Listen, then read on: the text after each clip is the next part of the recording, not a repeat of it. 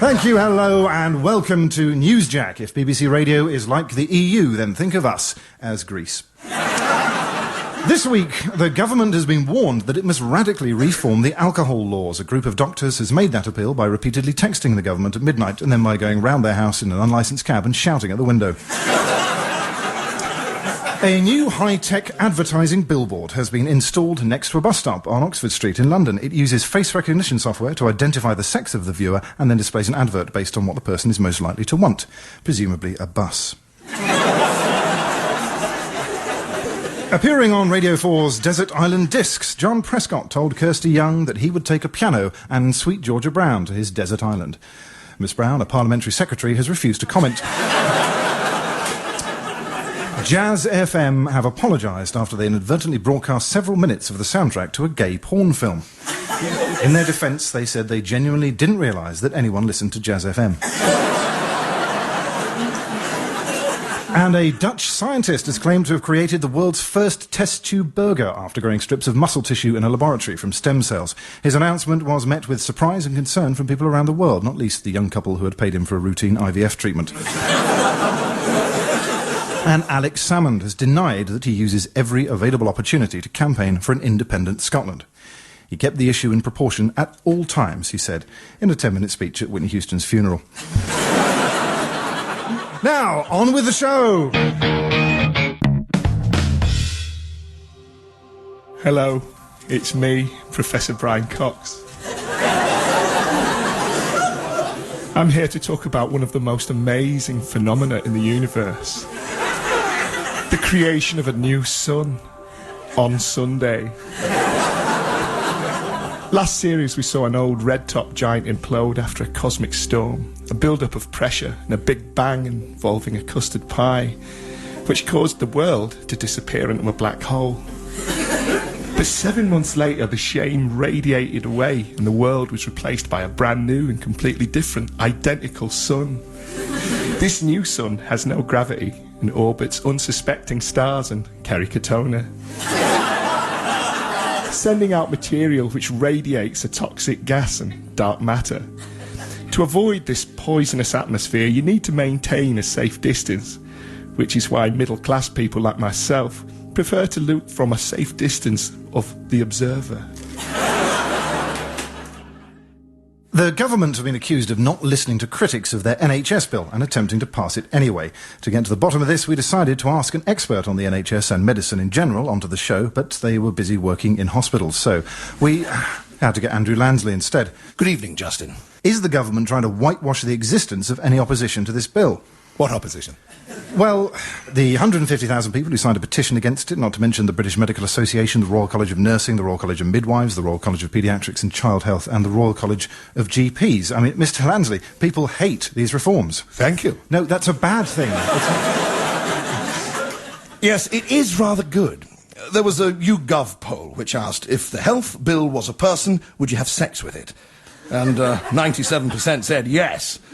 In the year 2050, there'll be a programme on Channel 4 called The Best 100 Overhauls of the NHS Ever, and it'll definitely come top. This is probably going to finish your career. That's very kind of you to say.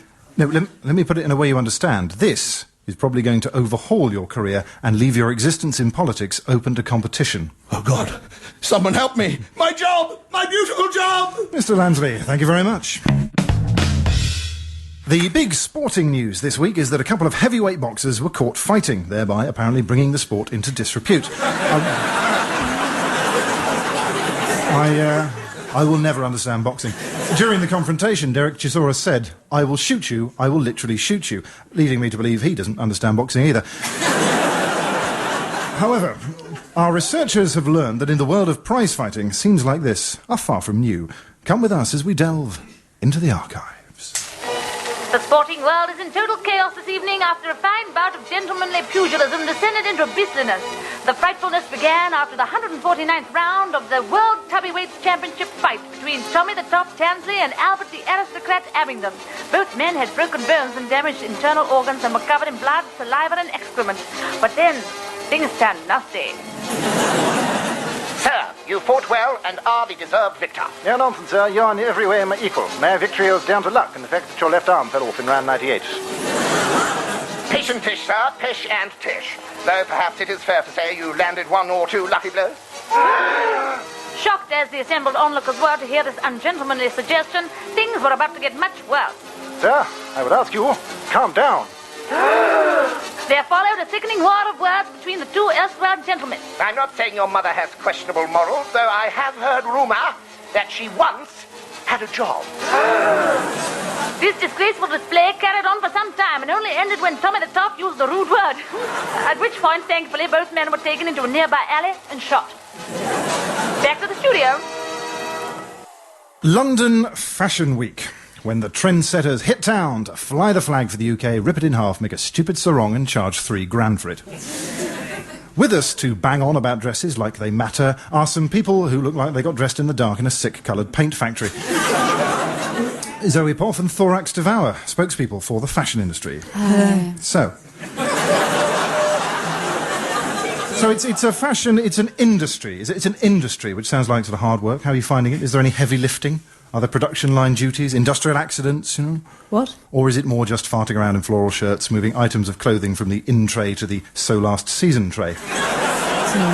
In a roundabout way, I'm asking what the fashion industry actually does for the UK, apart from making the rest of the world think we worship crackpot designers with a coordination of hyperactive 5-year-olds and models who look like sleepy sticks of celery. It actually generates £21 billion. Sorry? £21 billion. And actually employs 816,000 people. More than telecommunications, car manufacturing and publishing put together. Right. Then I apologise. Maybe I've got it all wrong. Well, why don't you tell us a bit about what was going on during London Fashion Week? Well, Carlotta actress Barone has created an exhibition of clothing inspired by the Holocaust. Right, now I'm straight back to thinking you're a bunch of clueless bellends. And now it's time to listen to what some of you have left on our voicemail, just like the Sun on Sunday are obviously never going to do.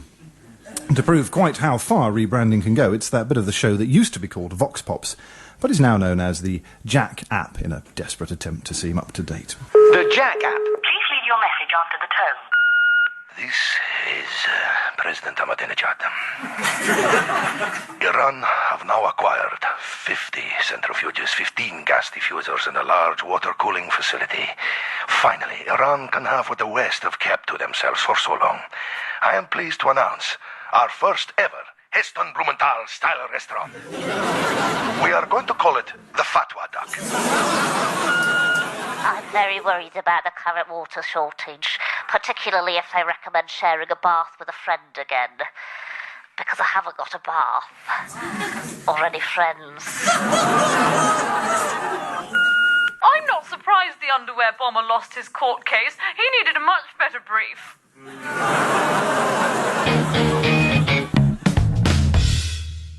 After nearly 2 years, it seems Clegg mania has finally died down, and I'm finding it hard to shift about 40 boxes of tea towels with his face on them. I'd considered changing them into Nick Clegg doormats, but I think Clegg himself has cornered the market on that one. But maybe things are looking up for Clegg, winning back our hearts and minds. Stop, thank you. Nick Clegg. Nick Clegg announced this week that companies will be given more than £2,000 worth of government money for every teenager not in education, employment or in training that they employ. And coincidentally, to do my bit for society, and not just in order to get £2,000, I have employed a teenager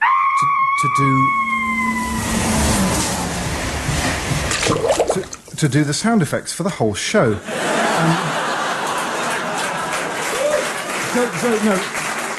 Jodie, what are you doing? What? I'm doing sound effects is what I'm doing. You told me to do sound effects. And now when I do the sound effect, you have a go at me for doing the sound effects. And that's what you told me to do. I'm just doing the sound effects. God, I can't believe you. I haven't even done anything wrong. Yeah, but just do them a bit more, I don't know, sensitively. Oh, I can't do this right neither then. You were a total scrub.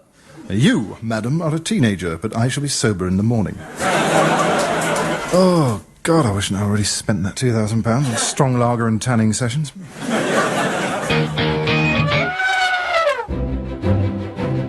The Diary of Abu Qatada, house arrest, day 1. Busy day, hitting the West. At least I am free from their filthy western prisons. Watched a dog fall on my lawn. Was helpless to stop it because I couldn't go outside. I tried to put him off by holding up some scripture that says that dogs are ritually unclean, but it was of no use. Death to the West Highland Terrier. House arrest, day 2. Another day hitting the West. I've started watching the football. It is a good game because women cannot play and everyone has to do what the angry man in black tells them. It was called the Midlands Derby, but Birmingham City lost by 3 goals. Death to the West Bromwich Albion. House arrest, day 3. Another busy day, hitting the West. Started watching Loose Women. If it were up to me, these women would be put in prison and made to make this program for 8 hours every day. I love it. Proving the inherent inferiority of women and perfect for lunchtime. Thank you, ITV. My wife bought me a box set of The Wire and tried to cheer me up. Sure, it's authentic and gritty, but I cannot understand a word any of the characters are saying. Death to the Dominic West. House arrest, day 4. Even hitting the West hasn't kept me busy today. I'm bored. I've plaited my beard, twiddled my thumbs. There's just nothing to do here. I started doodling earlier, but had to stop in case it looked like Muhammad. TV broke after I threw a shoe at Carol McGiffin, so spent all day listening to the radio. Oh, it was awful. They kept playing music by a terrible Irish boy band. Death to the Boyzone! A pair of robbers broke into the Archaeological Museum of Olympia and stole 65 to 68 priceless Grecian statues. For more information, we have live in the studio the curator of the museum, Rebecca Jones. Something wrong, Justin. Well, I thought we'd get a funny Greek name in at the start, at least. Well, Justin, I'll let you have my English name back once you return the Elgin marbles. Yeah, well, see what I can do. Now, oh, excuse me, I must just hurl this petrol bomb at a policeman. Find the state! Justin, hello. Yes. So 2 robbers stole priceless Greek statues. Are you close to capturing them? Oh, yes, Justin, yes. Luckily, there was an elderly man outside the museum who saw the burglars mid-act. He gave us a statement as to what the burglars look like. Oh, wonderful. Right, so who are you looking for? Well, the first suspect is thought to be a topless woman with no arms and a marbly complexion. Right. And the second suspect is thought to be a giant naked man with a marbly complexion and tiny genitals. And unlike the first assailant, he has arms and he is considered the violent of the 2. So, in other words, he is armed and dangerous. Well, it makes up for there not being a silly Greek name joke at the start. Rebecca Jones, thank you for coming. Oh, you're welcome. I don't suppose you can lend me any money while I'm here? Do I look German? Unseasonably dry weather has placed the southeast at risk of drought. Boris Johnson has suggested water be piped from Wales or the north of England, presumably because he believes people there drink coal dust and don't wash. He's, no, he is completely wrong. You can only eat coal dust. In the interest of keeping the public quenched and clean, Newsjack has prepared the following water conservation information commercial. Hi, I'm Sponge, and I don't sponge water off of anybody. I am a sponge. And with a few handy tips, you can learn to be spongy too. Sponges collect water whenever they possibly can, until they have all the water they need. Then they let other sponges have a go, probably. Sound like fun? Or sound like sponge? So, feeling thirsty? Grubby? Are you shriveling up like Silvio Berlusconi's discarded elbow skin? It's time to go sponge spare water wherever you can. If your house is equipped with a toilet, do not flush it. Harvest the water and boil it. While you're at it, why not shove an egg in and some pasta at the same time? Delicious! Found a puddle? Do not kick the water into your sibling's face. Excavate the whole thing and keep it in your larder. It may come in handy later. Got cash? Why not try importing Greek tears? They're going cheap and with no sign of the supply running out anytime soon.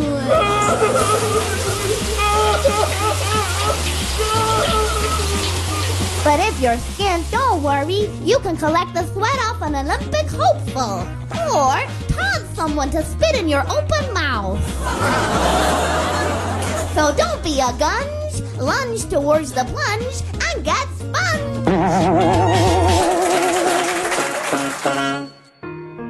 Michael is 17. In his village, young people don't have access to necessities like food, clean water, and degree-level education. Rachel has 4 A's and wants to study medicine but can't because her single-parent family is nauseatingly poor.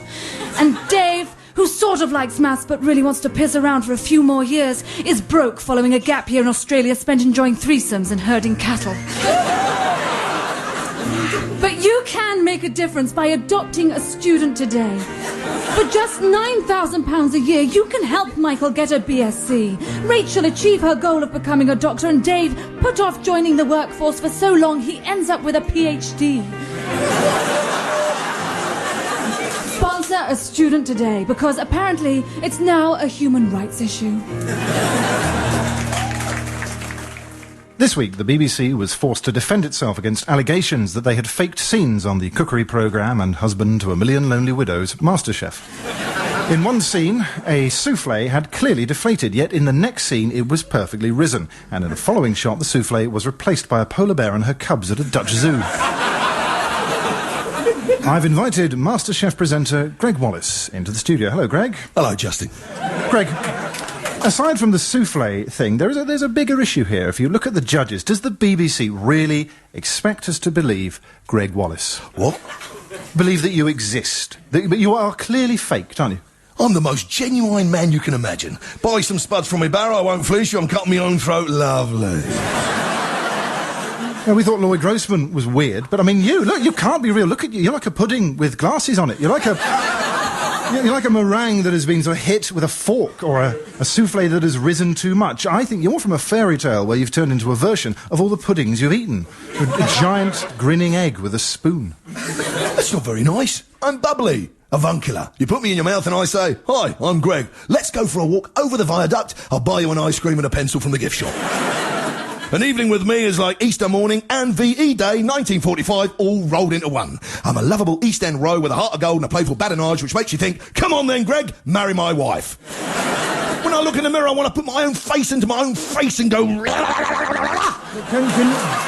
Can you hear yourself? This isn't how real people talk. Isn't it? No, you just use the phrase, when I look in the mirror, I want to put my own face into my own face. Did I? Oh, God, I'm not real. The BBC are lying to us. You're not real. This isn't real. There's no audience here. Ooh. No, you're not real. Who am I? Well, I feel like we got to the bottom of that. That means we thankfully won't have to ask John Turode, who is sadly all too real. To commemorate the recent bicentenary of Charles Dickens and to try to flog her new book about him, acclaimed biographer Claire Tomalin said that children these days simply don't have the attention span to read a full Dickens novel. At least I think that's what she said. I stopped listening about 3 words in. To be honest, I think she's just bitter that these days nobody has the attention span or indeed inclination to read any of her books. But here at Newsjack, we've never been the types to read an article about the starkly declining literacy rates of young people without thinking, well, we can make some money out of that. So, we have rewritten Dickens to make him a bit more palatable to the modern reader, and we're flogging the books in the Newsjack shop.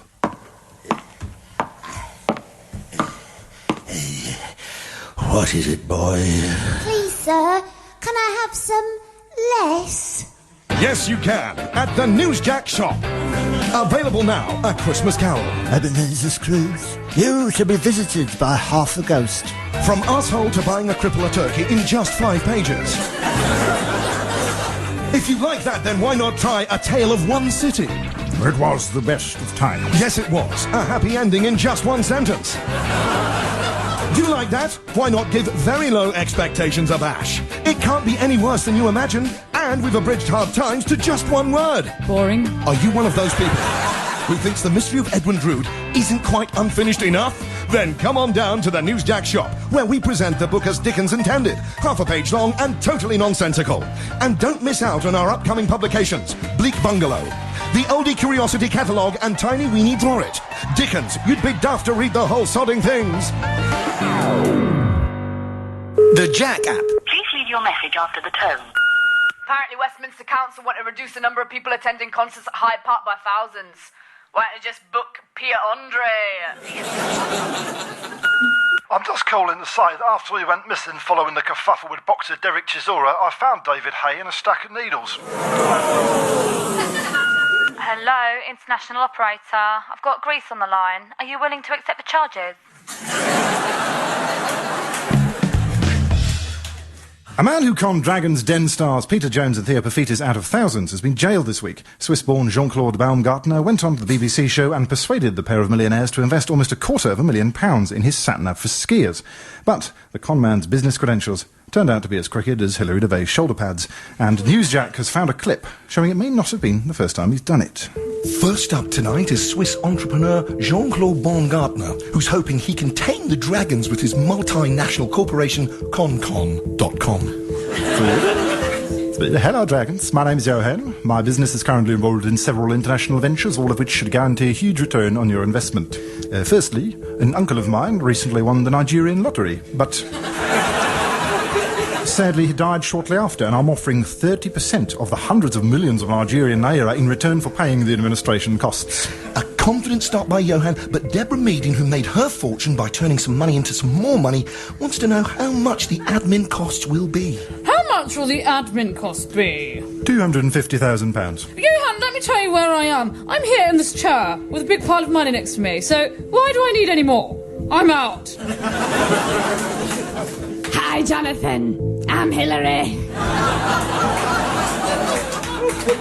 To be honest, chick, I like you. I like your idea, but to be honest, I think I'd rather spend my money on me fags. I'm out. Johan has lost 2 dragons, but angry multi-millionaire Duncan Bannatyne is still to speak. Hi, I'm Duncan, obviously. Listen, Sunshine, it's a terrible idea. It's a really awful idea. I hate your idea. But I'd say to that on investing Glasgow Rangers, so I'm in. A shocking revelation now about Hitler's balls. It turns out that however many he had, Adolf dropped a big one around 1917 when he apparently fathered a child. And as if it wasn't bad enough having the blood of the world's most evil megalomaniac coursing through his veins, the poor child was also born French. Yes. Jean-Marie Laurey was conceived when a young virile Adolf took a break from fighting in World War I and found the first of many French citizens who would surrender to his charms.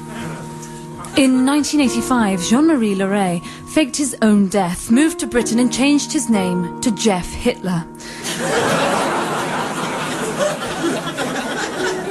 But Jeff Hitler held a terrible secret that the world could never know, until now. Yes, Jeff Hitler's dad was Hitler. My mother never told me I was Hitler's son. I had to figure it out for myself, really. Deep down, though, I always knew the truth! Repressed memories, perhaps a guilty sympathy for your father's actions? Not really, but when I used to watch all those wonderful World War II movies, I did wonder why so much of the film was about the bad guys. And every time one of the good guys came on screen, he got shot! You say you first started to figure out who your father was when you moved house. Did you find a document or a letter or something? Kartoffelkopf! No, I took my pet dog Ziggy out into the garden to play. I loved that little fella. I could spend hours training him, shouting, Zig, heel! But then I thought, you know, this garden is too small. I need Lebenslohn. So I took down the fence, joined my garden with next door's, and then the one next to that, and the one next to that, and then Wales. You do bear a resemblance to your father. How do you feel when you look in the mirror? When I look in the mirror, I get a glimpse of the darkest soul the world has ever known. I feel so depressed, so guilty. I watch a lot of silent comedy films to cheer myself up. That's why I grew this Charlie Chaplin moustache. Now when I look in the mirror, I don't see the face of Hitler. I see the face of a man who looks a bit like Hitler, but with a moustache! A group of scientists believe that whales, dolphins and porpoises are so intelligent they should be classed as non-human persons, a category which until now was only used to describe the cast of The Only Way is Essex. To discuss dolphin rights, I'm joined by expert Philippa Phillips. Hi. And the dolphin, Eric.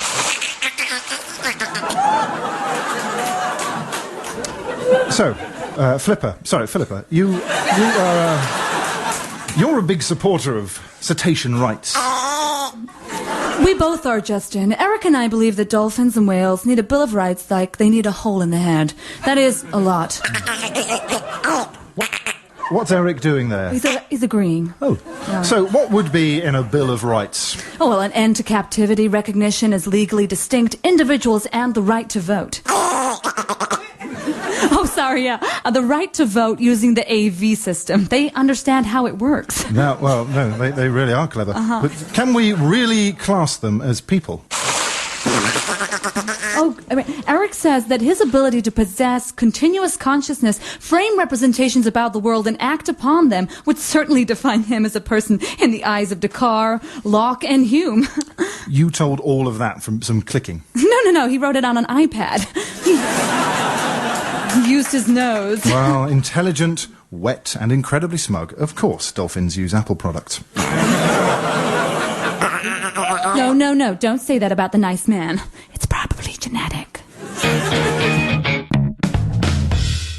Mistakes are like the Brit Awards. No matter how much I beg, people still insist on making them. With that in mind, it's time to go back and correct some of our own. We apologise for giving our football feature with Luis Suarez the title of England's Premier Racist. What we should have said was the race for England's Premiership title.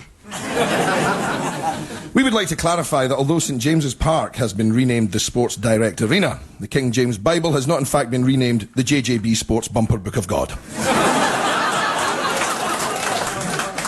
And we apologise for the silence last week. This was a technical error and not, as we reported, the radio premiere of The Artist. Good night!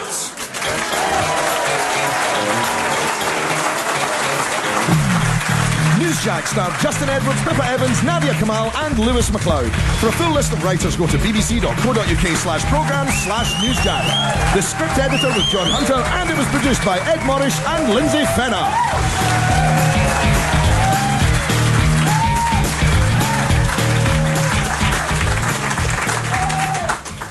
That episode of Newsjack was first broadcast way back in February 2012, just 1 year before the breakup of the United Kingdom, after the Scottish people voted for independence, and 2 years before oil-rich Scotland fell under the rule of the invading American forces. Next up on Radio 4 Extra, Adele reads from her autobiography. Sorry, I'm going to have to interrupt you, ladies and gentlemen. Blood!